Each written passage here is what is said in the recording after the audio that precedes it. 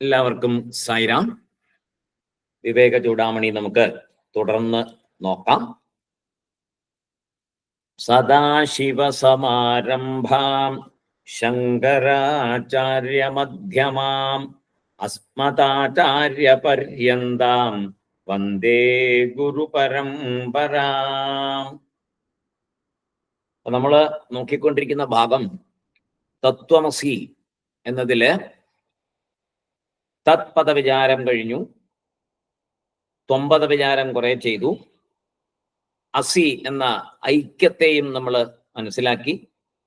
അപ്പൊ ഛാന്തോഗ്യോപനിഷത്തിൽ ഉപദേശിക്കപ്പെട്ട തത്വമസി മഹാവാക്യത്തിന്റെ സാരം നമ്മൾ നല്ലവണ്ണം മനസ്സിലാക്കി. ഇനിയും അടുത്ത ശ്ലോകത്തില് ത്വംപദ വിചാരത്തിന്റെ സാരത്തെ പറയുകയാണ്. വീണ്ടും ത്വംപദ വിചാരത്തിന്റെ സാരത്തെ ഒന്നുകൂടെ പറയുകയാണ് അടുത്ത ശ്ലോകത്തിൽ. നിദ്രാകൽപ്പിത ദേശകാല വിഷയ ജ്ഞാത്രാദി സർവം യഥാ മിഥ്യാ തദ്വതിഹാപി ജാഗ്രതി ജഗത് സ്വാജ്ഞാന കാര്യത്വതഃ യസ്മാദേവമിദം ശരീരകരണ പ്രാണാഹമാദ്യപ്യസത് തസ്മാത് തത്വമസി പ്രശാന്തമമലം ബ്രഹ്മാദ്വയം യത്പരം. നിദ്രാകൽപ്പിത ദേശകാല വിഷയ ജ്ഞാത്രാദി സർവം യഥാ മിഥ്യാ തദ്വതിഹാപി ജാഗ്രതി ജഗത് സ്വാജ്ഞാന കാര്യത്വതഃ യസ്മാദേവമിദം ശരീരകരണ പ്രാണാഹമാദ്യപ്യസത് തസ്മാത് തത്വമസി പ്രശാന്തമമലം ബ്രഹ്മാദ്വയം യത്പരം. എന്താണ് ശ്ലോകത്തിൽ പറയുന്നത് എന്ന് നോക്കാം. നിദ്ര എന്ന് പറഞ്ഞാൽ ഉറക്കം.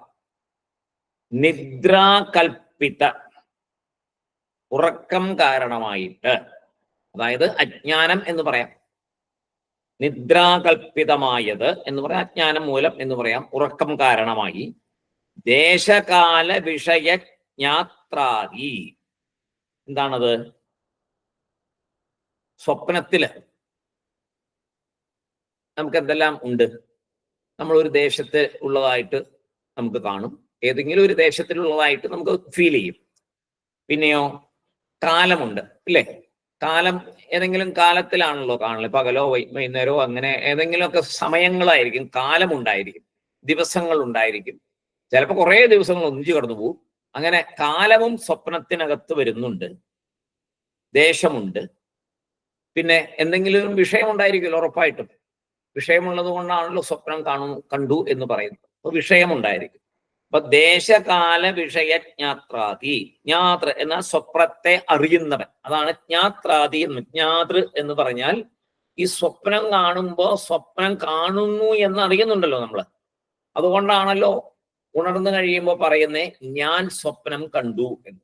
അപ്പൊ സ്വപ്നം കാണുമ്പോഴും കാണുന്ന ഒരു ആൾ ഉണ്ട് അതിനകത്ത്. സ്വപ്നം നടക്കുമ്പോൾ സ്വപ്നത്തെ കാണുന്ന ഒരു വ്യക്തിയുണ്ട്, സ്വപ്നത്തെ കാണുന്ന ആൾ, അതാണ് ജ്ഞാതൃ എന്ന് പറയുന്നത്. ദേശകാല വിഷയജ്ഞാത്രാദി എന്ന് പറയും ജ്ഞാതൃ. അപ്പൊ സ്വപ്നത്തിലെ കണ്ണ്, മൂക്ക്, നാക്ക്, ഇവയാണ് നമ്മൾ സ്വപ്നം കാണുമ്പോൾ ഉപയോഗിക്കുന്നത്. സ്വപ്നം കാണുമ്പോൾ ഏത് കണ്ണാ ഉപയോഗിക്കുന്നത്? നമ്മുടെ ഈ ഇപ്പൊ കാണുന്ന സ്ഥൂലമായ ഈ നേത്രമാണോ സ്വപ്നം കാണുമ്പോൾ നമ്മൾ ഉപയോഗിക്കുന്നത്? അല്ല. ഈ മൂക്കാണോ സ്വപ്നത്തിലെ വാസന അറിയാനായിട്ട്, നല്ല ഭക്ഷണമൊക്കെ ഉണ്ടാക്കുന്നതായിട്ടും ഒക്കെ നമ്മൾ പലതും കാണാറുണ്ട്. നല്ല ഗന്ധം ശ്വസിക്കുന്നതായിട്ടൊക്കെ, നമ്മൾ മണക്കുന്നതായിട്ടൊക്കെ നമ്മൾ സ്വപ്നം കാണാറുണ്ട്. അപ്പൊ നമ്മൾ ഇപ്പൊ നമ്മുടെ ഈ സ്ഥൂല ശരീരത്തിലിരിക്കുന്ന ഇന്ദ്രിയമാണോ ഉപയോഗിക്കുന്നേ? അല്ല. അതേമാതിരി നല്ല പാട്ട് കേൾക്കുന്നതായിട്ടും ബഹളം വെക്കുന്നതായിട്ടും ഒച്ചകള്, ശബ്ദങ്ങള്, ചിലപ്പോ മന്ത്രമൊക്കെ ജപിക്കുന്നവരാണെങ്കിൽ ധാരാളം സ്വപ്നത്തിൽ ഇങ്ങനെ മന്ത്രങ്ങളൊക്കെ ജപിക്കുന്നതും സ്ഥലങ്ങളും കാണും ഒക്കെ ചെയ്യും. ഏതാണോ അവനവന് ഇഷ്ടം. നാരായണീയം വായിക്കുന്നവരാണെങ്കിൽ സ്വപ്നത്തിൽ തന്നെ പലരും നാരായണീയം വായിക്കുന്നത്, നമ്മൾ നാരായണീയം കേൾക്കുന്നതായിട്ടൊക്കെ കാണും. ഭാഗവതമാണെങ്കിൽ അങ്ങനെ ഏതാണോ അവനവന്റെ ടേസ്റ്റ് അതനുസരിച്ചുള്ള രംഗങ്ങളൊക്കെ വരും, പോവുകയൊക്കെ ചെയ്യും. അപ്പോഴൊന്നും നമ്മൾ ഇപ്പൊ ഈ ശരീരത്തില്, സ്ഥൂല ശരീരത്തിൽ ഉപയോഗിച്ചുകൊണ്ടിരിക്കുന്ന എന്താ പറയാ, വസ്തുക്കളെ കാണുവാൻ ഉപയോഗിക്കുന്ന അല്ലെങ്കിൽ കേൾക്കുവാൻ ഉപയോഗിക്കുന്ന ഈ ഇന്ദ്രിയങ്ങളൊന്നും നമ്മൾ ആ സമയത്ത് ഉപയോഗിക്കുന്നില്ല. ഈ ഇന്ദ്രിയങ്ങളല്ല നമ്മൾ ഉപയോഗിക്കുന്നത്. സൂക്ഷ്മ ശരീരത്തിലുള്ള ഇന്ദ്രിയങ്ങളാണ് നമ്മൾ ഉപയോഗിക്കുന്നത്. അതെന്താണെന്ന് നമുക്ക് കാണാൻ പറ്റുമോ? കാണാനും പറ്റില്ല. അനുഭവിക്കുന്നുണ്ടോ? അനുഭവിക്കുന്നുണ്ട്. അങ്ങനെ സ്വപ്നത്തെ അറിയുന്നവനും അവിടെ ഉണ്ട്. സർവം, അപ്പോ നിദ്രാകൽപ്പിത ദേശകാല വിഷാദി സർവം യഥാ, സർവം അങ്ങനെ ഇവയെല്ലാം യഥാ മിഥ്യ, എങ്ങനെ വാസ്തവമല്ലയോ. സ്വപ്നം വാസ്തവമാണോ? അല്ല. ഉണർന്നു കഴിയുമ്പോൾ സ്വപ്നം കണ്ടുകൊണ്ടിരിക്കുമ്പോൾ വാസ്തവമാണെന്ന് തോന്നും. ഉണർന്നു കഴിയുമ്പോൾ അത് വാസ്തവമല്ല എന്നറിയും. അതെങ്ങനെയാണോ അത് വാസ്തവമല്ല എന്ന് നമുക്ക് മനസ്സിലായത് ഉണർന്നപ്പോൾ, അതാണ് ഇവിടെ പറഞ്ഞു വരുന്നത്. ആ സ്വപ്നത്തിൽ വാസ്തവമാണ് എന്ന് വിചാരിച്ചിരുന്നതും ഉണർന്നപ്പോൾ വാസ്തവമല്ല എന്ന് മനസ്സിലായതുമായ ആ സംഗതി, ആ സ്വപ്നം, അതുപോലെ യഥാമിഥ്യ, എങ്ങനെ അത് വാസ്തവമല്ലയോ, തദ്വത്, തദ്വത് അതുപോലെ, തദ്വത് ഇഹ അപി ജാഗ്രതി ജഗത്ത്, തദ്വത് അതുപോലെ ഇഹ ഇവിടെ ജാഗ്രത അവസ്ഥയിൽ, ഇഹ അപി ജാഗ്രതി ഇപ്പോഴത്തെ ജാഗ്രത അവസ്ഥയിൽ നമ്മൾ ഇപ്പോൾ അനുഭവിച്ചു കൊണ്ടിരിക്കുന്നു എന്ന് നമ്മൾ മനസ്സിലാക്കുന്ന ആ ജഗത്തും മിഥ്യയാണ് എന്ന് പറയുന്നു. അതും മിഥ്യയാണെന്നാ പറയുന്നത്. നമുക്കിപ്പോ ഇത് ഏത് മിഥ്യ? ഇപ്പൊ നമുക്ക് സ്വപ്നമാണ് മിഥ്യ, അല്ലെ? സ്വപ്നം കണ്ടു, അതൊന്നും ശരിയല്ല, ഒന്നും ഇല്ല, വെറുതെ സ്വപ്നം. പക്ഷേ എപ്പോഴൊരിക്കൽ ആത്മതത്വത്തെ മനസ്സിലാക്കി നമ്മൾ സ്വയം ആത്മാ എന്ന് തിരിച്ചറിവുണ്ടാകുന്നുവോ, ആത്മജ്ഞാനം ലഭിക്കുമ്പോൾ എന്താവും? ഈ ജഗത്തിൽ ഇപ്പോൾ നമ്മൾ അനുഭവിച്ചു കൊണ്ടിരിക്കുന്ന ഈ ജാഗ്രത അവസ്ഥയിൽ എന്തെല്ലാം നമ്മൾ അനുഭവിക്കുന്നുണ്ടോ അതെല്ലാം ശരിയാണ് എന്ന് നമ്മൾ വിചാരിച്ചുകൊണ്ടിരിക്കുന്ന ഇതെല്ലാം ആത്മജ്ഞാനം വരുമ്പോ സ്വപ്നമായിട്ട് മാറും, അതായത് മിഥ്യയായിട്ട് മാറും. വലിയൊരു തത്വമാണത്. അത് മനസ്സിലാക്കാനാണ് ഈ സ്വപ്നം തന്നെ വന്നിരിക്കുന്നതെന്ന് തോന്നുന്നു.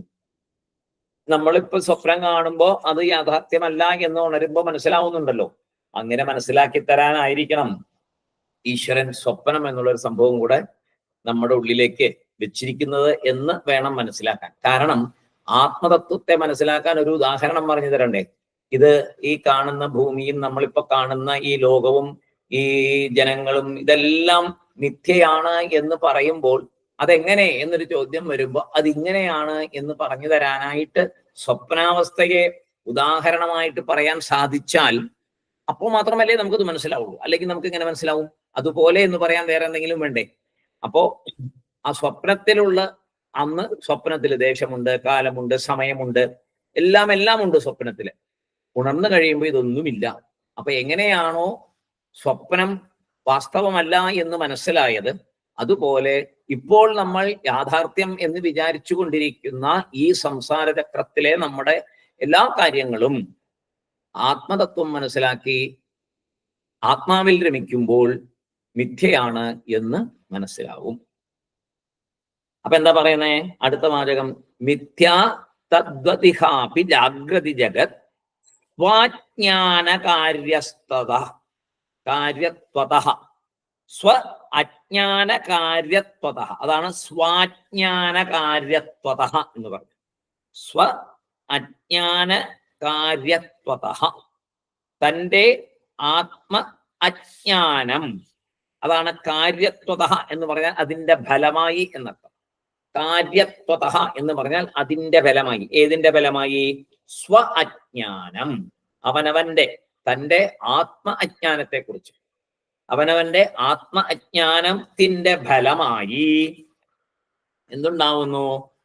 ആത്മ അജ്ഞാന ഫലമായിട്ട് യസ്മാദേവമിതം ശരീരകരണ പ്രാണാഘമാദ്യപ്യസത്. എന്താണ് പറയുന്നത്?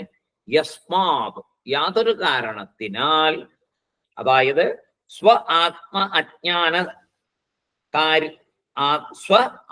സ്വ അജ്ഞാന കാര്യത്വതഃ, തൻ്റെ ആത്മ അജ്ഞാനം അതിന്റെ ഫലമായി യസ്മാത് ഏതൊരു കാരണത്തിനാൽ ഏവം ഇതം ഇവ ശരീരം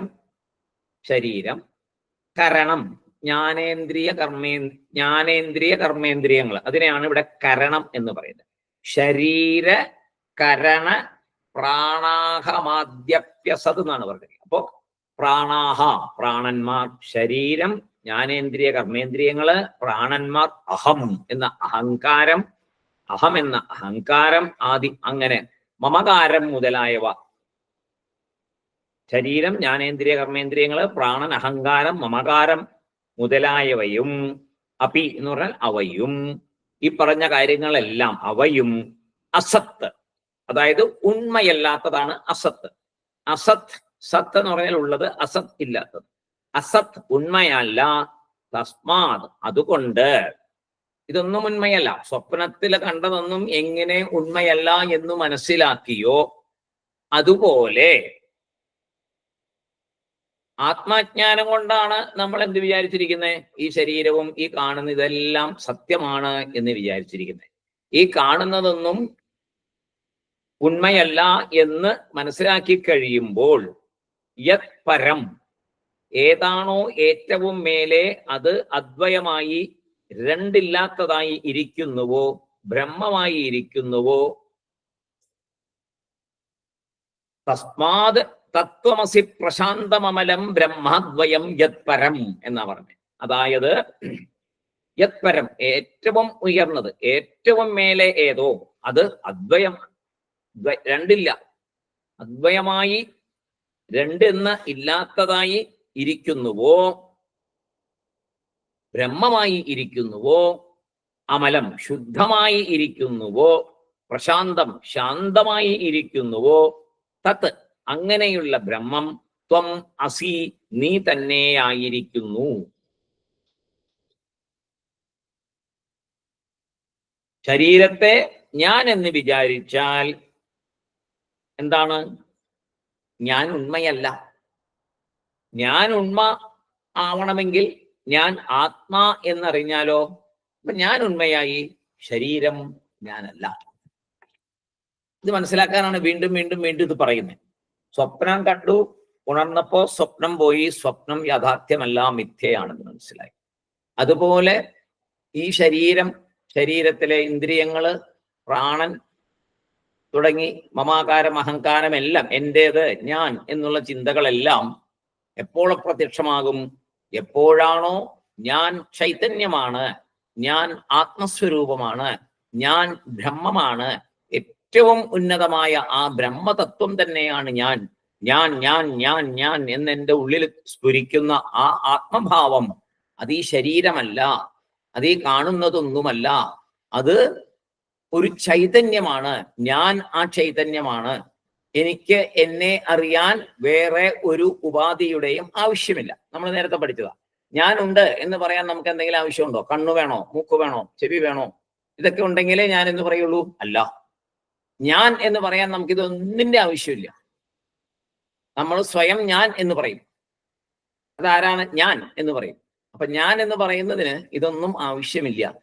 അപ്പോ ആ ഞാൻ ആരാണ്? ഞാൻ ആത്മസ്വരൂപമാണ്, ഒരു ചൈതന്യമാണ്, ബ്രഹ്മസ്വരൂപമാണ്.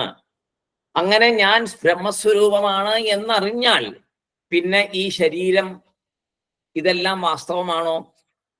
ഇതെല്ലാം യാഥാർത്ഥ്യമാണോ? അല്ല. അപ്പൊ ഇതൊക്കെ സ്വപ്നത്തിൽ കണ്ട പോലെ ആയി പോകും, അതുപോലെ ആയി മാറും. അപ്പോ ശരീരത്തെ ഞാൻ എന്ന് വിചാരിച്ചാൽ ഞാൻ എന്ന ആത്മാ ഉണ്മയല്ല, അത് നമുക്ക് മനസ്സിലാവില്ല, അജ്ഞാനം മൂലം. ശരീരത്തെ ഞാൻ എന്ന് വിചാരിക്കുന്നതാണ് അജ്ഞാനം. അങ്ങനെ ശരീരത്തെ ഞാൻ ഞാൻ ഞാൻ എന്നാണ് ഇപ്പൊ നമ്മൾ വിചാരിച്ചുകൊണ്ടിരിക്കുന്നത്. എളുപ്പമല്ല അതിൽ നിന്ന് മാറാൻ. അത് മാറാൻ എളുപ്പമല്ലാത്തത് കൊണ്ടാണ് ആചാര്യസ്വാമി പിന്നെയും പിന്നെയും അതിനെക്കുറിച്ച് പറയുന്നത്. പക്ഷേ മാറാൻ പറ്റും. ഈ ശരീരം ഞാൻ അല്ല എന്ന് തിരിച്ചറിയാൻ സാധിക്കും. ഞാൻ എന്നത് ആത്മസ്വരൂപമാണ്, ചൈതന്യമാണ്, നാശമില്ലാത്തതാണ്, അമൃതത്വമുള്ളതാണ് എന്ന് അറിയാൻ സാധിക്കും എന്ന് ശാസ്ത്രം എത്രയോ ഉദാഹരണങ്ങളിൽ കൂടി, എത്രയോ മഹാവാക്യങ്ങളിൽ കൂടി, ഉപനിഷത്തുകളിൽ കൂടി നമുക്ക് പറഞ്ഞു തരുന്നു. അപ്പൊ അത് സംഭാവ്യമാണ്. എന്ത്? ആത്മജ്ഞാനം നേടാൻ സാധിക്കും എന്നുള്ളത് ഉറപ്പാണ്. പക്ഷെ നമുക്ക് അതിൽ വിശ്വാസം വരാൻ ബുദ്ധിമുട്ടാണ്. ഇങ്ങനെ കുറെ കേട്ട് കേട്ട് കേട്ട് കേട്ട് ഗുരുക്കന്മാരുടെ അനുഗ്രഹം കൊണ്ട്, ഭഗവാന്റെ അനുഗ്രഹം കൊണ്ട്, ശാസ്ത്രത്തിൽ വിശ്വാസമുണ്ടായാൽ മാത്രമേ നമുക്ക് സാധനങ്ങളിൽ കൂടി ആ ഒരു ലെവലിലേക്ക് എത്താൻ സാധിക്കുള്ളൂ. സാധിക്കും എന്ന് എത്രയോ ഗുരുനാഥന്മാർ കാണിച്ചു തന്നിരിക്കുന്നു. അപ്പോൾ അതുകൊണ്ടാണ് ആചാര്യസ്വാമി വീണ്ടും വീണ്ടും പറയുന്നത്, ഈ ശരീരമല്ല ഞാൻ, അതേതുപോലെ എന്ന് വെച്ചു കഴിഞ്ഞാൽ, എങ്ങനെയാണോ സ്വപ്നം കാണുമ്പോൾ എല്ലാം വാസ്തവമാണ് എന്ന് തോന്നിയത്, സ്വപ്നത്തിൽ കരയും, സ്വപ്നത്തിൽ ചിരിക്കും, സ്വപ്നത്തിൽ ഓടും, സ്വപ്നത്തിൽ വഴക്കുണ്ടാക്കും, സ്വപ്നത്തിൽ മരിക്കുന്നവരെയുണ്ട് ഇല്ലേ? എത്രയോ പേര് സ്വപ്നത്തിൽ മരിക്കുന്ന പോലെ കണ്ടിട്ടുണ്ട്. സ്വയം മരിക്കുന്നതായിട്ട്, അവനവൻ മരിക്കുന്നതായിട്ട്, ശരീരം ഉടപ്പീട്ടി കൊണ്ടുവയ്ക്കുന്നതും ആൾക്കാർ വരുന്നതും കരയുന്നതും എല്ലാം കാണും. കുറച്ച് കഴിയുമ്പോൾ കണ്ണു തുറക്കുമ്പോഴോ ഇതൊന്നുമില്ല, നമ്മൾക്കൊരു കുഴപ്പമില്ല, നമ്മളവിടെ തന്നെ ഉണ്ട്. അപ്പോ ആ കണ്ടതൊന്നും യാഥാർത്ഥ്യമല്ലല്ലോ. അതുപോലെ തന്നെയാണ് ഇപ്പോൾ നമ്മൾ ഈ ജാഗ്രത അവസ്ഥയിൽ അനുഭവിച്ചു കൊണ്ടിരിക്കുന്ന എല്ലാ കാര്യങ്ങളും എല്ലാം ഉണ്ട് ഉണ്ട് ഉണ്ട് ഉണ്ട് എന്ന് നമ്മൾ ഒരു വലിയ ഒരു സ്വപ്നത്തിലാണ്. മറ്റേ സ്വപ്നത്തിന്റെ ദൈർഘ്യം കുറവാണ്, ഈ സ്വപ്നത്തിന്റെ ദൈർഘ്യം നമ്മുടെ കണക്കില് വർഷങ്ങളോളം ഉണ്ട്. മറ്റേത് കുറച്ച് സമയമുള്ളൂ, ഇത് ഒരുപാട് വർഷമുണ്ട്. അപ്പോ ഈ സമയം ബ്രഹ്മാവിന്റെ സമയം വെച്ച് കണക്കാക്കുമ്പോഴോ ഏതാനും സെക്കൻഡുകളേ ഉള്ളൂ നമ്മുടെ ജീവൻ, അല്ലേ? ബ്രഹ്മവർഷമൊക്കെ നാരായണീയത്തിലും അങ്ങനെ ഭാഗവതത്തിലും ഒക്കെ സമയത്തെ കുറിച്ച് പറയുന്നുണ്ട്. ഏത് യുഗങ്ങള്, ആ യുഗങ്ങളുടെ സമയങ്ങള്, അതേമാതിരി ബ്രഹ്മാവിന്റെ സമയം എത്രയാണ്, ഒരു ബ്രഹ്മാവിന്റെ ഒരു പകൽ എന്താണ്, ഒരു രാത്രി എന്താണെന്നൊക്കെ ഒരുപാട് കണക്കുകളുണ്ട്. അപ്പൊ അതില് വെച്ച് നോക്കുമ്പോ നമ്മുടെ ഒരു ജീവന്റെ സമയം വളരെ ചെറിയ സമയം, ചെറിയൊരു സമയം. അപ്പൊ ആ ഒരു ചെറിയ സമയത്തെ സ്വപ്നമാണ് അവിടെ നിന്ന് നോക്കുമ്പോൾ. ഇപ്പൊ നമുക്ക് കാണുന്ന സ്വപ്നം എത്ര ചെറുതാണോ അതുപോലെ ചെറിയൊരു സമയമേ ഉള്ളൂ ബ്രഹ്മാവിന്റെ ഒരു ദിവസത്തിന്റെ ലെവലിൽ വെച്ച് നോക്കുകയാണെങ്കിൽ. അപ്പോ ഈ നമ്മളിപ്പോൾ ശരിയാണെന്ന് വിചാരിച്ചിരിക്കുന്നതൊന്നും യാഥാർത്ഥ്യമല്ല, മിഥ്യയാണ് എന്ന് ആത്മജ്ഞാനം ഉണ്ടാകുമ്പോൾ നമുക്ക് മനസ്സിലാകും എന്നാണ് ഈ ശ്ലോകത്തിൽ ഇവിടെ പറയുന്നത്. അങ്ങനെ തത്വം അസി എന്ന 3 പദവിചാരവും നമ്മൾ ഇപ്പോ ചെയ്തു. അപ്പൊ ഇപ്പോൾ ത്വം പദവിചാരമാണ് ഇപ്പൊ നമ്മൾ ചെയ്തത്. ത്വം എന്ന് പറഞ്ഞാൽ ഈ ശരീരമല്ല, ആത്മാ ആണ്, ചൈതന്യമാണ്, നാശമില്ലാത്തതാണ്, സ്വയംഭുവാണ്, വേറെ ആരും ഉണ്ടാക്കിയതല്ല, സ്വയം ഉണ്ടായതാണ്. ഇങ്ങനെയൊക്കെ ത്വം എന്നുള്ള പദത്തെ കുറിച്ച് പഠിച്ചു. ഇപ്പോ അസി, നീ തന്നെ ആയിരിക്കുന്നു, ആ ത്വം നീ തന്നെയാണ്. ശരീരത്തെ ഞാൻ എന്ന് വിചാരിച്ചാൽ അത് ഉണ്മയല്ല. ഞാൻ ഉണ്മ അഥവാ ആത്മാ എന്ന് സ്വയം അറിഞ്ഞാൽ ഈ ശരീരം ഞാനല്ല, ഈ ശരീരം നശിക്കും, ഈ ശരീരമല്ല ഞാൻ, ഇത് നശിക്കും, ഉറപ്പാണ്, നശിച്ചുകൊണ്ടേയിരിക്കുന്നു. എന്തെല്ലാം അവയവങ്ങൾക്ക് ഇപ്പൊ കേടുപറ്റി കഴിഞ്ഞു, കുറേ അവയവങ്ങൾക്ക് കേടുപറ്റി കഴിഞ്ഞു. അപ്പൊ നശിക്കുന്നുള്ള ഉറപ്പല്ലേ? ഉറപ്പാണ്. പക്ഷെ ഞാൻ നശിച്ചു പോവോ? ഇല്ല. അതാണ് മനസ്സിലാക്കേണ്ടത്. ഞാൻ നശിക്കില്ല, എനിക്ക് മരണമില്ല, ഈ ശരീരമാണ് നശിച്ചു പോകുന്നത്. അതുകൊണ്ട് ഞാൻ എന്ത് വേണം? ഞാൻ എവിടുന്ന് ഉത്ഭവിച്ചുവോ, ഞാൻ എവിടെ സ്വയംഭൂവായിട്ടുണ്ടായിരുന്നുവോ അത് തന്നെയാണ് എന്ന് ഞാൻ തിരിച്ചറിയണം. എങ്ങും പോവൊന്നും വേണ്ട, സ്വയം അറിഞ്ഞാൽ മതി. ഈ ശരീരം നശിച്ചോട്ടെ, ഞാൻ ഉണ്ടാവും അപ്പോഴും എന്ന് നാമസ്മരണയോടുകൂടി, ഈശ്വരസ്മരണയോടുകൂടി ഈ ശരീരം വിട്ടാൽ, വേറൊന്നും ആലോചിക്കാണ്ട്, ഒരാഗ്രഹങ്ങളെയും ബാക്കി വെക്കാതെ കണ്ട്, എനിക്ക് കണ്ണുകൊണ്ട് ഇന്നതൊക്കെ ഇനി കാണണം എന്നുള്ള ആഗ്രഹമില്ലാണ്ട്, ഒന്നും എനിക്ക് കാണണ്ട, ഞാൻ തൃപ്തനാണ്, എനിക്ക് ഇനി ഒന്നും ടേസ്റ്റ് ചെയ്ത് നോക്കാനില്ല, എല്ലാം ഓക്കെയാണ്, എനിക്ക് വിശപ്പ് അങ്ങനെ ഒരു സംഭവം എന്നെ അലട്ടുന്നില്ല, എനിക്ക് ഇനി ഇന്ന സംഗീതം കേൾക്കണം, അല്ലെങ്കിൽ ഇന്ന ക്ലാസ് കേൾക്കണം, ഇന്ന നാരായണീയം കേൾക്കണം, ഇന്ന ഭാഗവതം കേൾക്കണം, അങ്ങനെയൊന്നും എനിക്ക് ആഗ്രഹമില്ല, ഞാൻ എല്ലാം ധാരാളം കേട്ടു, ഞാൻ തൃപ്തനാണ്, തൃപ്തയാണ്. അങ്ങനെ എല്ലാ തരത്തിലും മനസ്സ് തുറന്നിങ്ങനെ ഇരിക്കുക, മനസ്സിനകത്ത് മനസ്സ് ഓപ്പണായിട്ടിരിക്കുക, അതിനകത്തൊന്നും ഇനി കൊണ്ട് നിറയ്ക്കേണ്ടതായിട്ടില്ല, നിറഞ്ഞിരിക്കുന്നു. നിറഞ്ഞ മനസ്സ് എന്ന് പറയില്ലേ, നിറഞ്ഞ മനസ്സ് എന്ന് പറയുന്ന ആ ഒരവസ്ഥ, സംതൃപ്തി, പൂർണ്ണ സംതൃപ്തി. ആ പൂർണ്ണ സംതൃപ്തിയിൽ ശരീരം വിട്ടാൽ പിന്നെ ജനനമില്ല. ആ പൂർണ്ണ സംതൃപ്തി ഉണ്ടാകാതിരിക്കുമ്പോഴാണ് വീണ്ടും ജനനം വരുന്നത്. അപ്പൊ 2 തരത്തിൽ വരാം. ഒന്ന്, ആഗ്രഹപൂർത്തീകരണത്തിനായിട്ട് പുണ്യകർമ്മങ്ങൾ ചെയ്തിട്ടുണ്ടെങ്കിൽ വരാം. 2, പാപകർമ്മങ്ങൾ ചെയ്തിട്ടുണ്ടെങ്കിൽ അതിന്റെ ദുഃഖം അനുഭവിക്കാനായിട്ടും നമ്മൾക്ക് ഇങ്ങോട്ട് വരേണ്ടി വരും. അപ്പൊ പാപവും പുണ്യവും ഒക്കെ അങ്ങനെ ചെയ്തിട്ടുണ്ടെങ്കിൽ, അതായത് ഇപ്പൊ ഏതെങ്കിലും വഴിപാടുകളൊക്കെ ചെയ്യുമ്പോൾ എനിക്ക് ഭഗവാനെ എനിക്ക് ഇന്നതൊക്കെ കിട്ടണം ജീവിതത്തിൽ എന്ന് പറഞ്ഞ് നമ്മൾ വഴിപാടുകളൊക്കെ ചെയ്തിട്ടുണ്ട്. പക്ഷെ ഈ ജന്മത്തില് അതൊന്നും കിട്ടിയില്ല. കാരണം പൂർവ്വജന്മങ്ങളിലെ പാപകർമ്മങ്ങൾ കൊണ്ട്, പാപഫലങ്ങൾ കൊണ്ട് ഈ ജന്മത്തില് പുണ്യം ചെയ്തിട്ട് പോലും പുണ്യത്തിന്റെ ഫലം കിട്ടിയിട്ടില്ല എന്ന് നമുക്ക് തോന്നുകയാണെങ്കിൽ തീർച്ചയായിട്ടും പുണ്യത്തിന് ഫലമുണ്ടാവും, അതനുഭവിക്കാനായിട്ട് വരേണ്ടി വരും. അപ്പൊ എന്ത് ചെയ്യണം? എനിക്ക് ഒന്നും കിട്ടേണ്ടതായിട്ടില്ല. അങ്ങനെ ഞാൻ ഈ ജന്മത്തിൽ എന്തെങ്കിലും പ്രാർത്ഥിച്ചിട്ടുണ്ടെങ്കിൽ തന്നെ അതെന്റെ തെറ്റാണ് ഭഗവാനെ, അതെനിക്ക് എൻ്റെ അജ്ഞാനം കൊണ്ട് ഞാൻ ചെയ്തതാണ്. ഇപ്പോൾ എനിക്ക് ജ്ഞാനം ഉദിച്ചിരിക്കുന്നു, എനിക്കിനി നേടേണ്ടതായിട്ടൊന്നുമില്ല. ഇനി എൻ്റെ യഥാർത്ഥ സ്വരൂപം എന്താണെന്ന് എനിക്കറിയണം, അത്ര മാത്രമേ ഉള്ളൂ. ഞാൻ ആത്മാ എന്ന് എനിക്ക് തിരിച്ചറിയണം. ഞാൻ ഇപ്പോൾ അറിയുന്നു, ഞാൻ ഈ ശരീരമല്ല, ശരീരമല്ല, ശരീരമല്ല, ശരീരമല്ല. ഞാൻ ചൈതന്യമാണ്, ചൈതന്യമാണ്, എനിക്ക് നാശമില്ല. അപ്പൊ ഇനി എനിക്ക് ശരീരം വേണ്ട, എനിക്ക് ഈ ശരീരം കിട്ടി ഒന്നും അനുഭവിക്കേണ്ടതായിട്ടില്ല. ഇവിടെ കിട്ടുന്ന ആനന്ദമൊന്നും നിലനിൽക്കുന്നതല്ല. ഒരു ആനന്ദത്തിന്റെ പുറകില്, ഒരു സുഖത്തിന്റെ പുറകില് ഉടനെ ദുഃഖം വരും. ഇതൊന്നും ശാശ്വതമല്ല. ഈ സത്യം എനിക്ക് അറിയില്ലായിരുന്നു, ഇപ്പോൾ എനിക്ക് ഇത് മനസ്സിലായി. അതുകൊണ്ട് എനിക്ക് ഇനി ഒരു ജന്മം വേണ്ട. എന്റെ സ്വധാമത്തിലേക്ക് ഞാൻ തിരിച്ചു പോകുന്നു. ഞാൻ എവിടെ നിന്ന് വന്നുവോ അവിടേക്ക് ഞാൻ തിരിച്ചു പോകുന്നു. അതായത് ശരീരമില്ലാത്ത എങ്ങും നിറഞ്ഞു നിൽക്കുന്ന ആ സച്ചിദാനന്ദ സ്വരൂപമായി തന്നെ ഇരിക്കുവാൻ ഞാൻ ആഗ്രഹിക്കുന്നു. ഞാൻ 3 ഗുണങ്ങൾക്കും അപ്പുറമാണ്. ഇങ്ങനെ കണ്ടിന്യൂസ് ആയിട്ട് ചിന്തിച്ചു കൊണ്ടേയിരിക്കണം. പ്രത്യേകിച്ച് നമ്മളൊക്കെ ചെയ്യേണ്ട സമയമായി അല്ലേ? നമ്മുടെയൊക്കെ ജീവിതത്തിന്റെ നല്ലൊരു കാലഘട്ടം തീർന്നു. ഇനി എപ്പോ വേണമെങ്കിൽ മരണം സംഭവിക്കാം. ഏത് സമയം വേണമെങ്കിൽ നമ്മൾക്ക് ശരീരം വിടേണ്ടി വരും. അപ്പോ അതാ ഓർത്തുകൊണ്ടിരിക്കണം, ഈശ്വരനാമം ജപിച്ചുകൊണ്ടിരിക്കുക. ഈശ്വരനാമം ജപിച്ചുകൊണ്ടിരിക്കണം എന്ന് പറഞ്ഞാൽ എന്തിനാണ്? നമുക്കെപ്പോഴും ഒരു നാമത്തിലോ രൂപത്തിലോ ഉറച്ച് നിന്നാലേ നമുക്ക് കോൺസെൻട്രേഷൻ വരും. നമുക്ക് ശ്രദ്ധ നമ്മുടെ ശരീരത്തിൽ നിന്ന് വിട്ട് ഈ ആത്മതത്വത്തിലേക്ക് വരണമെങ്കിൽ നമ്മൾ വിശ്വസിക്കുന്ന ആ ബ്രഹ്മസ്വരൂപം, നമ്മളെല്ലാം എങ്ങനെ വിശ്വസിക്കുന്നേ? നമ്മളൊക്കെ ഒരു ഈശ്വര രൂപത്തിലാണ് ഈ ബ്രഹ്മത്തെ കാണുന്നത്. ഏതെങ്കിലും ഒരു ഈശ്വര രൂപത്തിലാണ് കാണുന്നത്. അപ്പോ ആ ബ്രഹ്മസ്മരണ ഉണ്ടാവണമെങ്കിൽ ഈശ്വരസ്മരണ കൂടിയേ തീരും നമ്മളെ സംബന്ധിച്ചിടത്തോളം. അപ്പൊ നമുക്ക് രൂപം ആവശ്യമാണ്. അപ്പോ എന്ത് ചെയ്യണം? ഈ ശരീരത്തെ കുറിച്ച് മറക്കണമെങ്കിൽ, അല്ലെങ്കിൽ ഈ ശരീരത്തെ കുറിച്ച് പറഞ്ഞുകൊണ്ടിരിക്കും. ഭഗവാനെ, അയ്യോ എനിക്ക് കാണാൻ പറ്റുന്നില്ലല്ലോ, കാണാൻ പറ്റുന്നില്ലല്ലോ എന്ന് പറഞ്ഞുകൊണ്ടിരിക്കും. എനിക്ക് കേൾക്കാൻ പറ്റുന്നില്ലല്ലോ, കേൾക്കാൻ പറ്റുന്നില്ലല്ലോ എന്ന് പറയും. ഒന്നും കഴിക്കാൻ പറ്റുന്നില്ലല്ലോ എന്ന് പറയും. ഇല്ലേ? നമ്മൾ കാണുന്നില്ലേ കിടക്കുന്നവരെ?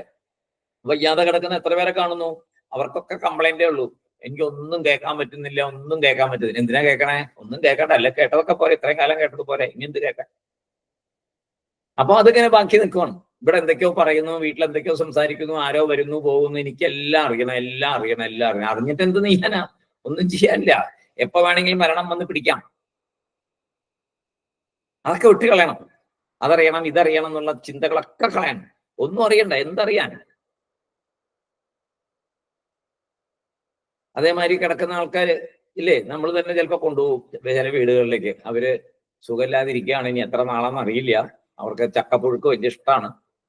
എന്നാ നമ്മുടെ വീട്ടിലെ ചക്കയെ കുറിച്ച് എപ്പോഴും അവര് പറയാറുണ്ട്, ഇവിടുത്തെ സ്വാമിയുടെ വീട്ടിലെ ചക്ക വളരെ നല്ലതാണ്, നല്ല പുഴുക്കാണ്, അതേമാതിരി പഴുത്ത് കഴിഞ്ഞാൽ വളരെ നല്ലതാണ്, വറുത്താലും നല്ലതാണ് എന്നൊക്കെ പറയാറുണ്ട് എപ്പോഴും. ഇപ്പോഴും കഴിഞ്ഞ ദിവസം കൂടെ അവര് ചോദിച്ചു, അത് ചക്ക ഉണ്ടായിട്ടുണ്ടോ? അപ്പോ വേഗം ഇവിടെ എല്ലാം റെഡിയാക്കി ചക്കപ്പുഴുക്കൊക്കെ ഉണ്ടാക്കി അവിടെ കൊണ്ടു കൊടുത്തു. തീരെ വയ്യ എങ്കിലും ആ പുഴുക്കിനോടുള്ള ആഗ്രഹം കാരണം ശകലം ചക്കപ്പുഴുക്കൊക്കെ കഴിച്ചു. നന്നായിട്ടുണ്ടെന്ന് പറഞ്ഞു, സ്വാദ് ആസ്വദിച്ചു. പിന്നെയും ആ സ്വാദകത്ത് കിടക്കുവേ. അതാണ് വാസന. ഈ കാരണശരീരം എന്താണെന്ന് മനസ്സിലാക്കാനാണല്ലോ ബുദ്ധിമുട്ട്. സ്ഥൂല ശരീരം നമുക്ക് എല്ലാവർക്കും അറിയാം, നമ്മളിപ്പോ കണ്ടുകൊണ്ടിരിക്കുക. സൂക്ഷ്മ ശരീരം ഇപ്പൊ പറഞ്ഞു കഴിഞ്ഞപ്പോ മനസ്സിലായി. സ്വപ്നം കാണുമ്പോ സ്വപ്നം കാണുന്ന കണ്ണ്, സ്വപ്നത്തിൽ അനുഭവിക്കുന്ന സ്വപ്നത്തിലെ ഓരോ ഇന്ദ്രിയ മുഖാന്തരം അനുഭവിക്കുന്ന ആ സൂക്ഷ്മ ഇന്ദ്രിയങ്ങൾ, അത് മനസ്സിലായി. പക്ഷെ ഈ കാരണ ശരീരം എന്താണ്? അത് പറഞ്ഞാൽ സാധാരണ ആർക്കും മനസ്സിലാവില്ല. അപ്പൊ ഈയിടെ ഒരു ആചാര്യര് അത് വളരെ സിമ്പിളായിട്ട് പറഞ്ഞ് എനിക്ക് വളരെയധികം ഇഷ്ടപ്പെട്ടു. അത് വളരെ സിമ്പിൾ ആണല്ലോ, ഇത്രയും ബുദ്ധിമുട്ടൊന്നുമില്ലല്ലോ കാരണം ശരീരത്തെ മനസ്സിലാക്കാൻ. അതെങ്ങനെയാന്ന് വെച്ചാൽ പറഞ്ഞു, അപ്പൊ നിങ്ങൾക്ക് ചില കാര്യങ്ങളോടല്ലേ ഇഷ്ടം.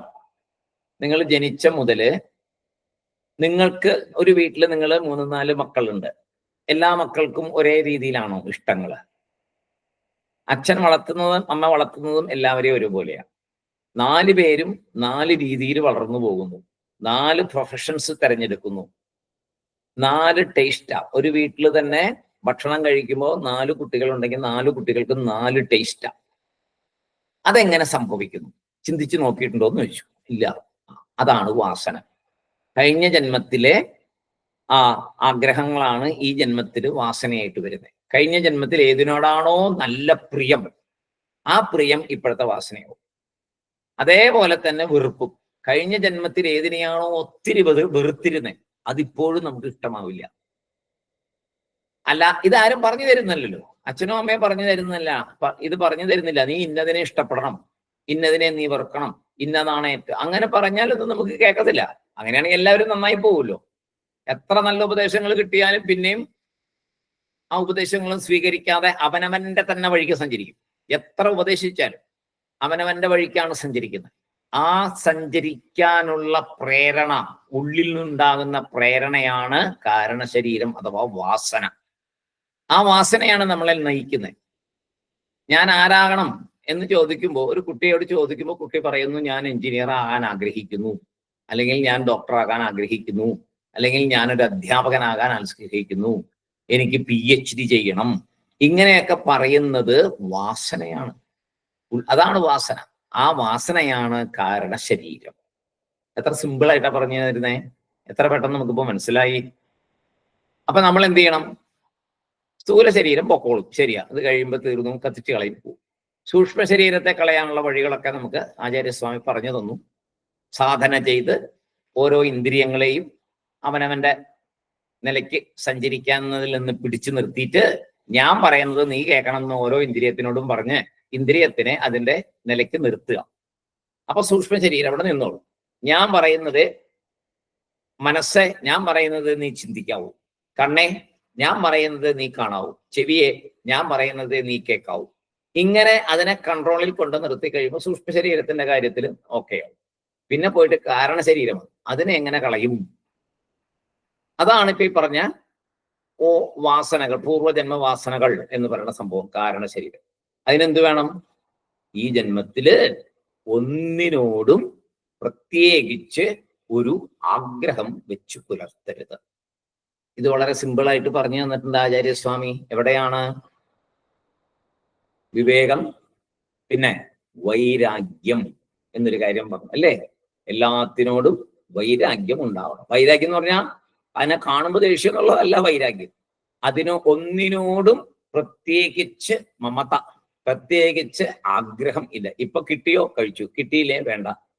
ഇപ്പൊ പാൽപ്പായസം കിട്ടി, ഓ കഴിച്ചു. നാളെ പായസം ഒന്നുമില്ല, കയ്പുള്ള എന്തോ ഒരു കറിയാ കിട്ടി, ഓ അത് മതി. ഇങ്ങനെ അതേമാതിരി കാണുമ്പോൾ ഇപ്പൊ നല്ല ഉത്സവവും കാര്യങ്ങളും ഒക്കെ കണ്ടു, നാളെ എങ്ങും പോകാൻ പറ്റിയില്ല, വയസ്സായി വീട്ടിലിരിക്കുന്നു, സാഹചര്യം ഇപ്പൊ നമുക്ക് പുറത്തേക്കൊന്നും പോകാൻ പറ്റിയില്ല, ഇപ്പൊ അത് വലിയ ഉത്സവം നടക്കുകയാണ്, ഭയങ്കര ആളാണെന്ന് ഒരാൾ വന്ന് പറഞ്ഞു, കാണേണ്ടതാണ്, ലൈറ്റിംഗ് ഒക്കെ കാണേണ്ടതാണ്, ആന എഴുന്നള്ളിച്ചിരിക്കുന്നത് എന്ത് രസമാണ്, എത്ര വലിയ ആനകളാണ് വന്നിരിക്കുന്നത്, ഏറ്റുമാനൂരപ്പനെ എങ്ങനെ എഴുന്നള്ളിച്ച് നിൽക്കുന്നത് കണ്ടില്ലെങ്കിൽ ഓ ഒന്നും പറയണ്ട, കാണാത്തവൻ നിർഭാഗ്യവാൻ എന്ന് പറയുമ്പോൾ ഉടനെ ഉള്ളിലൊരു തോന്നൽ വരും, അയ്യോ കണ്ടില്ലല്ലോ ഭഗവാനെ, എഴുന്നള്ളിച്ച് നിൽക്കുന്ന കണ്ടില്ലല്ലോ. ഒന്നുമില്ല, അതിനെക്കുറിച്ചൊന്നും മോദറിയണ്ട. അതൊക്കെ ഇതെല്ലാം മായക്കകത്തുപെട്ട സംഭവങ്ങളാണ്. കണ്ടാലും കണ്ടില്ലെങ്കിലും ഒന്നുമില്ല. കാണാൻ പറ്റിയപ്പോ കണ്ടില്ലേ, പൂവ് കണ്ടു, ഇപ്പൊ കാണാൻ പറ്റില്ല, വേണ്ട, അത്രേ ഉള്ളൂ. എത്രയോ കണ്ടല്ലോ, കണ്ടു. ഇനി അഥവാ കണ്ടില്ലെങ്കിലും വേണ്ട. അങ്ങനെ ഒരു വിരക്തി എല്ലാത്തിനോടും വരണം, എല്ലാത്തിനോടും വിരക്തി വരണം.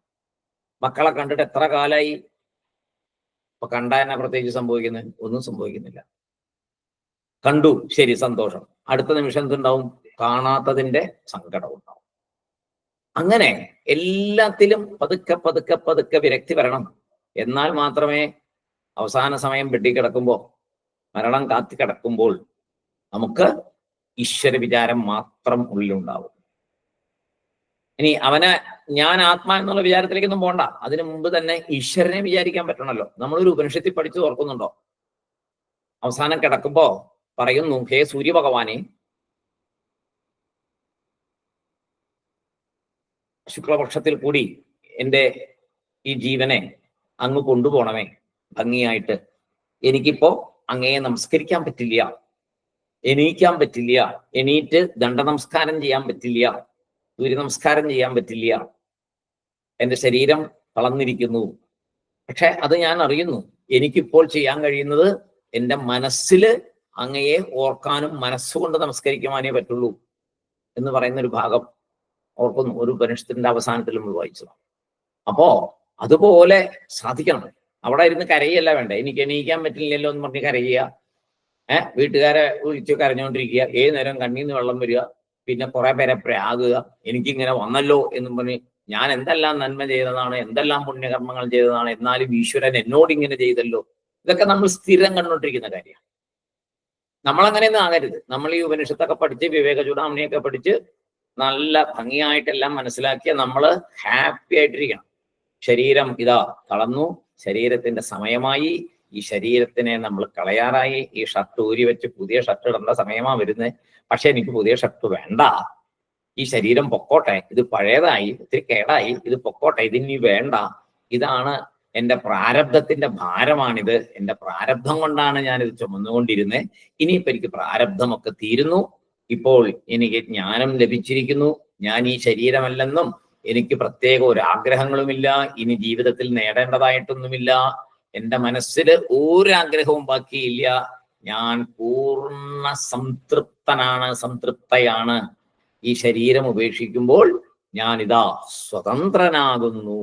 ഏറ്റവും സ്വതന്ത്രമായി എൻ്റെ ഇഷ്ടം പോലെ ഞാൻ എൻ്റെ ചൈതന്യമാണ് ഞാൻ എന്ന് തിരിച്ചറിഞ്ഞ് സർവവ്യാപിയായി ഞാൻ മാറുന്നു എന്നൊക്കെ ചിന്തിക്കാൻ സാധിക്കണം. എന്ത് സുഖമായിരിക്കും അങ്ങനെ ചിന്തിച്ചാൽ എന്ന് ആലോചിച്ച് നോക്കുക. അങ്ങനെ ചിന്തിക്കാൻ നമുക്ക് സാധിക്കട്ടെ. ശങ്കരാചാര്യസ്വാമികള് അതിന് നമ്മളെ അനുഗ്രഹിക്കട്ടെ. ഇനിയുള്ള ശ്ലോകങ്ങളില് അപ്പൊ 3 കാര്യം ഇപ്പൊ പറഞ്ഞു. എന്താണ്? ഈശ്വര തത്വത്തെക്കുറിച്ച് വിശദമായിട്ട് പറഞ്ഞു. എന്താണ് ഈശ്വരൻ? ബ്രഹ്മത്തിന്റെ കൂടെ ബ്രഹ്മം, അതിനകത്തെ മായ എന്ന ശക്തിയെ ഉപയോഗിച്ച് പ്രവർത്തിക്കുമ്പോൾ, സൃഷ്ടിസ്ഥിതി സംഹാരമൊക്കെ ചെയ്യുമ്പോൾ ഈശ്വരൻ എന്നുള്ള രീതിയിൽ നമ്മൾ കാണുന്നു. 30 കോടി ദൈവം എന്നൊക്കെ പറയും. ഇങ്ങനെയൊക്കെ നമ്മൾ ഈശ്വരനെ കാണുന്നു. അതിൽ നിന്ന് മായയെ നീക്കി കഴിയുമ്പോൾ എന്തായി? നാമരൂപങ്ങളെയെല്ലാം മാറ്റി കഴിയുമ്പോൾ സർവസ്ഥലത്തും നിറഞ്ഞു നിൽക്കുന്ന ഒരേ ഒരു ശക്തി എന്ന് തിരിച്ചറിയും. അതേപോലെ ത്വം എന്ന വിചാരം, ത്വംപദ വിചാരം നമ്മളെക്കുറിച്ച് പഠിക്കുമ്പോൾ നമ്മുടെ ഈ ശരീരം നശിക്കും, നമ്മുടെ ഇന്ദ്രിയങ്ങളെല്ലാം നശിക്കും, എല്ലാം പോവും. അവസാനം നമ്മുടെ ഉള്ളില് ഇപ്പോൾ ഞാൻ എന്ന് പറഞ്ഞുകൊണ്ടിരിക്കുന്ന, നമ്മുടെ ഇന്ദ്രിയങ്ങളെ പ്രവർത്തിപ്പിക്കുന്ന, നമ്മളെ ലൈവാക്കി നിലനിർത്തുന്ന, നമ്മളെ ചൈതന്യവത്താക്കി, മരിച്ചാൽ ഇപ്പൊ എന്താ പറയുന്നത്? ജഡം എന്ന് പറയാം അല്ലെ? ജഡമല്ലാതെ ഇപ്പോൾ നമ്മളെ ചൈതന്യവത്താക്കി നിലനിർത്തിക്കൊണ്ടിരിക്കുന്ന ആ ഒരു ശക്തി, അത് ഞാൻ എന്നാണ് പറയുന്നത്. ഞാൻ തന്നെയാണത്. അപ്പോൾ ഞാനും നശിക്കാത്ത ആ ശക്തിയാണ്. ഈശ്വരന്റെ നാമങ്ങളെ മാറ്റി കഴിയുമ്പോൾ, ബാക്കിയുള്ള മായയെ നീക്കി കഴിയുമ്പോൾ ഉള്ള ആ ബ്രഹ്മവും എന്നുമുള്ളതാണ്, ആദിയും അന്തവും കാണാൻ പറ്റാത്തതാണ്, എന്നുമുള്ളതാണ്, ഞാനും എന്നുമുള്ളതാണ്. അതുകൊണ്ട് എനിക്കും ആ ഈശ്വര ചൈതന്യത്തിനും തമ്മിൽ വ്യത്യാസമില്ല, രണ്ടും ഒന്ന് തന്നെ. ഞാൻ ശരീരമാണ് എന്ന് വിചാരിച്ചപ്പോൾ ഞാൻ വേറെയാണ്, ഈശ്വരനെ മായയോടുകൂടി കണ്ടപ്പോൾ, സൃഷ്ടിയുടെ ആളായിട്ട് കണ്ടപ്പോൾ വേറെയാണ്. അതിൽ നിന്നെല്ലാം മാറിക്കഴിഞ്ഞപ്പോൾ രണ്ടും ഒന്ന് തന്നെയാണ്. അതാണ് തത്വമസി എന്നുള്ള ആ വാക്യത്തിൽ കൂടെ, മഹാവാക്യത്തിൽ കൂടെ എനിക്ക് ഉണ്ടായ അറിവ്. ഇനി എന്താ വേണ്ടേ? ഇനി ജ്ഞാനം. എന്താണ് യഥാർത്ഥ ജ്ഞാനം? അപ്പൊ ഇത് ഇത്ര ജ്ഞാനമായി. ഇനി ഇത് നിലനിൽക്കണം, ഇതിനെക്കുറിച്ച് കൂടുതലുള്ള വിവരങ്ങൾ വരണം. ഇപ്പൊ തത്വമസി എന്ന് വന്ന് നമുക്ക് കാര്യങ്ങളൊക്കെ ഒരു വിധം മനസ്സിലായിരിക്കുന്നു. ഇനി ജ്ഞാനത്തെ കുറിച്ചാണ് ആചാര്യസ്വാമി പറഞ്ഞു തരിക. എന്താണ് യഥാർത്ഥ ജ്ഞാനം? ഇപ്പൊ തന്നെ അത് ആയിട്ടുണ്ട്, പക്ഷെ അതിനെ വേറൊരു രീതിയിൽ ഭംഗിയായിട്ട് പറഞ്ഞു തരും. എന്താണ് ജ്ഞാനം? അതും കൂടി പഠിക്കാനായിട്ട് കുറച്ച് ഒരു 100 ശ്ലോകമാണ് നമ്മൾ വെച്ചിരിക്കുന്നത്. ഇപ്പൊ 82 ശ്ലോകമായി. ഇനി 83 മുതൽ 100 വരെയുള്ള ശ്ലോകം കൂടെ മെല്ലെ മെല്ലെ പഠിക്കാനായിട്ട് ഭഗവാൻ നമ്മളെ അനുഗ്രഹിക്കട്ടെ എന്ന് പ്രാർത്ഥിച്ചുകൊണ്ട് നമുക്ക് ഇന്നത്തെ ക്ലാസ് ഇവിടെ നിർത്താം. ഓം പൂർണ്ണമദ പൂർണ്ണമിദം പൂർണ്ണാത് പൂർണ്ണമുദിച്യത്തെ പൂർണ്ണസ്യ പൂർണ്ണമാദായ പൂർണ്ണമേവാവശിഷ്യത്തെ. ഓം ശാന്തി ശാന്തി ശാന്തി. ഹരി ഓം തത്സത്. ബ്രഹ്മാർപ്പണമസ്തു. എല്ലാവർക്കും സായിറാം. ഭഗവാൻ വീണ്ടും വീണ്ടും നമുക്ക് ഈ ആത്മജ്ഞാനം കേട്ടാൽ മാത്രം പോരാ, നമ്മുടെ ഉള്ളിൽ നന്നായിട്ട് പതിയാനും വൈരാഗ്യം നന്നായിട്ട് ഉണ്ടാകാനും ഭഗവാൻ അനുഗ്രഹിക്കട്ടെ എന്നും കൂടെ പ്രാർത്ഥിക്കുന്നു. എല്ലാവരും നന്നായിട്ട് സാധന ചെയ്യുക, നന്നായിട്ട് പരിശ്രമിക്കുക. കുട്ടപ്പുറത്തേക്ക് ചെന്നിട്ടും അത് തന്നെയായിരുന്നു. 11 ദിവസം അവിടെ ആ കാര്യങ്ങളിനകത്ത് ഇരിക്കുമ്പോൾ വേറെ യാതൊരു ലോകചിന്തയും ഉണ്ടായില്ല. അതിനാണ് ഭഗവാൻ അവിടെ കൊണ്ടുപോയത്. അവിടെ പ്രത്യേക ഒരു താമസ സ്ഥലമായിരുന്നു. ആൾക്കാരുമായിട്ട് മിങ്കിൾ ചെയ്യാനുള്ള ഒരു അവസരവുമില്ല. പ്രത്യേകമായിട്ട് താമസിപ്പിച്ചിരുന്നു. ആ യജ്ഞശാലയിലേക്ക് മാത്രം കൊണ്ടുപോകും. അതും ആൾക്കാര് വേറെ കയറൊക്കെ പിടിച്ച് അകമ്പടിയോടെ വേറെ ആരെ സ്പർശിക്കാതെ കൊണ്ടുപോകും. തിരിച്ചവിടെ നിന്ന് അതേപോലെ നമ്മുടെ താമസ സ്ഥലത്തേക്ക് കൊണ്ടുവരും. ഭക്ഷണം കഴിക്കാനും അതുപോലെ തന്നെ. പബ്ലിക്കുമായിട്ടുള്ള യാതൊരു കോണ്ടാക്റ്റും ഇല്ല. മൊബൈൽ പോലും ഉപയോഗിക്കരുത് എന്നായിരുന്നു നിർദ്ദേശം. അങ്ങനെ വളരെ എന്താണെന്ന് വെച്ച് കഴിഞ്ഞാൽ സാധന എളുപ്പമല്ല, വളരെ കട്ടിയാണ് ഈ സാധന. നമുക്ക് അത്ര എളുപ്പമുള്ള കാര്യമല്ല. അപ്പോ 11 ദിവസം ശ്രീരുദ്രൻ ജപിച്ചുകൊണ്ട് ആ ശ്രീരുദ്ര മന്ത്രത്തിന്റെ ശക്തി എത്രത്തോളമാണ് എന്ന് മനസ്സിലാക്കി തരുന്ന ഒരു യജ്ഞം തന്നെയായിരുന്നു. അത്രയും പവർഫുൾ ആണ് അത്. അപ്പൊ ഭഗവാന്റെ ആഗ്രഹം എന്തായിരുന്നു? ലോകം മുഴുവൻ ഈ രുദ്രമന്ത്രത്തിന്റെ ആ വൈബ്രേഷൻ കൊണ്ട്, അതിന്റെ മന്ത്രശക്തി കൊണ്ട് ദൂഷിച്ച മനസ്സുകളിലുള്ള ദൂഷ്യങ്ങളെല്ലാം പോണം. ലോകത്തിലുള്ള ആൾക്കാരുടെ ഉള്ളിലുള്ള അക്രമവാസന പോണം. എല്ലാവരിലും ശാന്തി ഉണ്ടാവണം. എല്ലാവരിലും സന്മനസ്സുണ്ടാവണം. അതിനു വേണ്ടിയിട്ടാണ് യജ്ഞം ചെയ്തത്. അത് ഒരു വലിയൊരു അനുഭവം തന്നെയായിരുന്നു. എല്ലാവർക്കും 83 രാജ്യങ്ങളിൽ നിന്ന് ഓൺലൈനിൽ നേരിട്ട് ഇത് കണ്ടുകൊണ്ട് പങ്കെടുക്കുന്നുണ്ടായിരുന്നു. 83 രാജ്യങ്ങൾ, ലോകരാജ്യങ്ങൾ. ആലോചിച്ച് നോക്കൂ. രുദ്രമന്ത്രത്തിന്റെ പ്രാധാന്യം ഭഗവാൻ വിചാരിച്ച അതേ പ്രാധാന്യം വന്നുകൊണ്ടിരിക്കുന്നു. 83 രാജ്യങ്ങളിൽ നിന്നാണ്. 1,33,000 പേരാണ് ഇതിനകത്ത് 33,000 പേരാണ് ഇതിനകത്ത് ഓൺലൈനിൽ ജപത്തിന് പങ്കെടുത്തത്. ആ ഓൺലൈനിൽ നടന്ന ജപം ഞങ്ങൾ ജപിച്ചതല്ല, അല്ലാതെ ഓൺലൈനിൽ ഈ പരിപാടി നടക്കുമ്പോൾ ഇതിന്റെ കൂടെ ആ തത്സമയം ജപിച്ചിരുന്ന എണ്ണം അനുസരിച്ച് നോക്കുകയാണെങ്കിൽ 8 അതിരുദ്രം നടക്കേണ്ട അത്രയും മന്ത്രജപം അവിടെ നടന്നു. ലോകം മുഴുവനായിട്ട് 8 അതിരുദ്രം നടക്കേണ്ട അത്രയും മന്ത്രജപം ലോകം മുഴുവൻ നടന്നു. പിന്നെ പ്രശാന്തി നിലയത്തിൽ ഞങ്ങൾ 11 ദിവസം ജപിച്ചതും അതേപോലെ അവിടെ 10,000-ങ്ങളാണ് ആണുങ്ങളും. സ്ത്രീകളുടെ സൈഡ് ഫുൾ രുദ്രം ജപിക്കുന്നവരായിരുന്നു. സ്ത്രീകളുടെ സൈഡ് ഒരു 10,000-40,000 50,000 പേരെങ്കിലും ഇതിനകത്ത് കാണും. അത്രയും പേരും രുദ്രം ജപിച്ചുകൊണ്ട് തന്നെ ഇരിക്കുമായിരുന്നു ഞങ്ങളുടെ കൂടെ. അതേമാതിരി ആണുങ്ങളുടെ സൈഡിൽ. അപ്പൊ എത്ര ആ 11 ദിവസം അത്രയും രുദ്രജപം നടന്നിട്ടുണ്ടെങ്കിൽ ഒരു 10-15 അതിരുദ്രം നടന്ന അത്രയും ശക്തമായ ജപം അവിടെ നടന്നിട്ടുണ്ട്. തീർച്ചയായിട്ടും ഇതിന്റെ ഒരു പ്രതിഫലനം അന്തരീക്ഷത്തിൽ ഉണ്ടാകും. ലോകമംഗളത്തിന് സഹായമാകും എന്നുള്ളത് സംശയമില്ലാത്ത കാര്യമാണ്. അപ്പോ സ്വാമി അവിടെ കാണിച്ചു തന്നത് ശ്രീരുദ്രം എന്ന മന്ത്രത്തിന്റെ അതിശക്തമായ ചൈതന്യത്തെയാണ് സ്വാമി അവിടെ വെളിപ്പെടുത്തിയത്. അതുകൊണ്ട് ശ്രീരുദ്രം അറിയുന്നവരൊക്കെ ശ്രീരുദ്രം ജപിക്കുക. ഇതിൽ കൂടുതൽ ഒരു എന്താ പറയാ, പൂർവജന്മ പാപങ്ങളെ ഹരിച്ചു കളയാൻ വേറൊരു മന്ത്രത്തിനും സാധ്യതയില്ല. ശരിക്കും പറഞ്ഞ പ്രായച്ചിത്ത മന്ത്രമാണ്, പ്രായച്ചിത്ത കർമ്മമാണ് ശരിക്കും പറഞ്ഞത് രുദ്രം ജപം എന്ന് പറയുന്നത്. അതായത് എന്തെല്ലാം പാപങ്ങൾ പഴയ ജന്മങ്ങളിൽ ചെയ്തിട്ടുണ്ടോ അതിനെ മുഴുവൻ മനസ്സിൽ അത് പോകണം എന്നുള്ള ആഗ്രഹത്തോടു കൂടിയും ഇനിയൊരു ദുഷ്കർമ്മവും ഞാൻ ചെയ്യുന്നില്ല എന്നുള്ള പശ്ചാത്താപത്തോടു കൂടിയും ഒരു പ്രതിജ്ഞയോടുകൂടിയും ശ്രീരുദ്രൻ ജപിച്ചാൽ നമ്മുടെ സകല പാപവും തീരും എന്നുള്ളത് 100% ഉറപ്പാണ്. അതാണ് ശ്രീരുദ്രത്തിന്റെ പ്രത്യേകത. വേറെ ഒരു മന്ത്രത്തെയും ഇത്ര ജപം കൊണ്ട് മാത്രം ഒരു പ്രായശ്ചിത്തമായിട്ട് ഒരു വേദത്തിൽ എങ്ങും പറഞ്ഞിട്ടില്ല. ശ്രീരുദ്രത്തിന് മാത്രമാണ് ആ സ്ഥാനം കിട്ടിയിരിക്കുന്നത്. രുദ്രജപം കൊണ്ട് തന്നെ പ്രായശ്ചിത്ത ഏറ്റവും വലിയ പ്രായശ്ചിത്തമാവും. അതിൽ തീരാത്തതായ ഒരു ദോഷവും ഇല്ല, ഒരു പാപവും ഇല്ല എന്നാണ് പറഞ്ഞിരിക്കുന്നത്. അതുകൊണ്ട് അറിയുന്നവരൊക്കെ ദിവസവും 1 or 2 അനുവാകമെങ്കിലും ശ്രീരുദ്രം ജപിക്കുക. അതിനകത്ത് മന്ത്രം ജപിക്കുന്ന പോലെ എന്നൊന്നും വിചാരിക്കേണ്ട. ശ്രീരുദ്രം സാധാരണ പുസ്തകം വെച്ച് വായിച്ച് അങ്ങനെ മനസ്സിൽ അത് ഭഗവാൻ സമർപ്പണമായിട്ട് കണ്ടുകൊണ്ട് ചെയ്ത അതിനകത്ത് അബദ്ധമൊന്നുമില്ല. മറ്റേത് ഋത്വിക്കുകൾ ജപിക്കുമ്പോൾ സ്വരസ്ഥാനത്തോടുകൂടി ഭംഗിയായിട്ട് ചെയ്യും, അത് വേറെ കാര്യം. അല്ലാതെ സാധാരണക്കാരനൊക്കെ ചെയ്യുമ്പോൾ അങ്ങനെ സ്വരസ്ഥാനമൊന്നും നോക്കി ജപിക്കാൻ പറ്റിയെന്ന് വരില്ല. പക്ഷെ പുസ്തകം നോക്കിയിരുന്നു അത് തത്വം മനസ്സിലാക്കിയിട്ട് വായിക്കും. സായിറാം, എല്ലാവർക്കും നമസ്കാരം. സായിരാം സായിറാം സായിരാം സായിറാം സായിരാം സാർ സായിറാം സായിരാം.